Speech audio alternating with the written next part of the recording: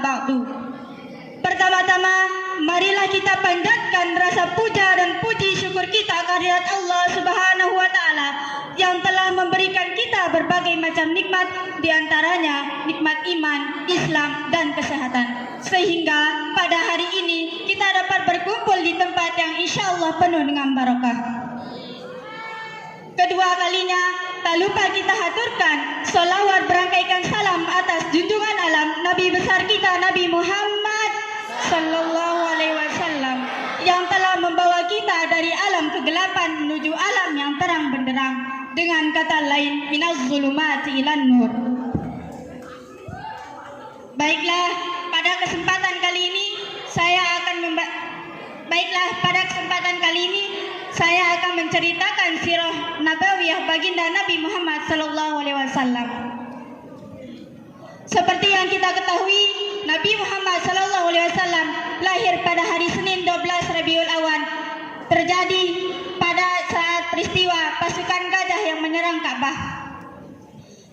Pada tahun gajah ini, Rasulullah Sallallahu Alaihi Wasallam lahir di kota Mekah.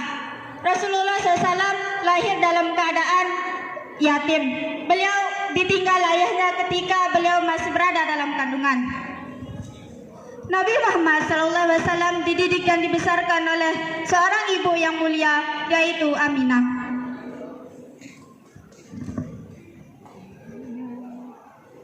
Rasulullah SAW adalah Nabi utusan yang terakhir yang diutus oleh Allah Subhanahu wa Ta'ala sebagai pembawa tauladan, suri tauladan bagi umat manusia.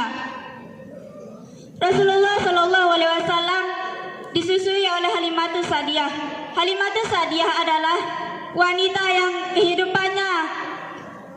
kehidupannya miskin. Beliau sangat sulit mencari untuk memenuhi kebutuhan hidupnya. Halimatus Sa'diyah setelah mengasuh Nabi Muhammad SAW, Halimatus Sa'diyah mendapatkan banyak keberkahan dari Allah Subhanahu wa Ta'ala. Saat dalam asuhan Halimatus Sa'diyah, Rasulullah Sallallahu Alaihi Wasallam bertemu dengan malaikat Jibril. Di sanalah terjadi pembelahan dada.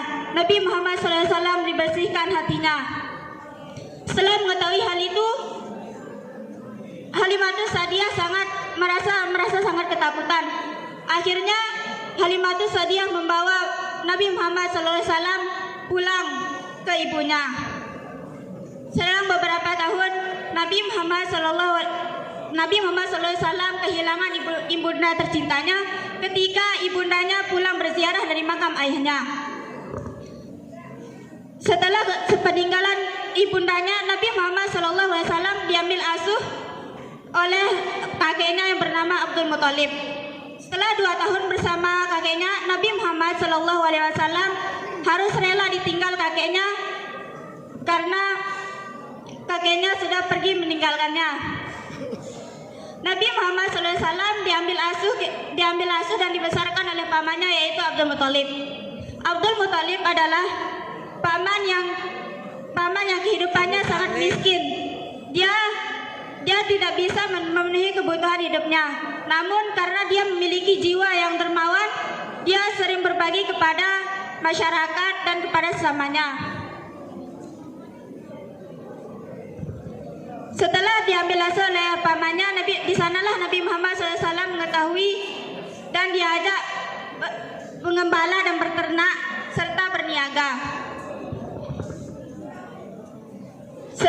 Ketika Nabi Muhammad SAW diajak berniaga oleh pamannya, di sanalah Nabi Muhammad bertemu dengan seorang pendeta. Seorang pendeta tersebut mengetahui bahwa Nabi Muhammad SAW memiliki tanda-tanda untuk menjadi Rasul. Rasulullah SAW mendapatkan wahyu pertama, yaitu surah Al-Alaq ayat 1-4. Beliau menerima wahyu di Gua Hira dan diperintahkan untuk berdakwah secara sembunyi-sembunyi. Selang beberapa tahun, Nabi Muhammad SAW diperintahkan untuk berdakwah secara terang-terangan.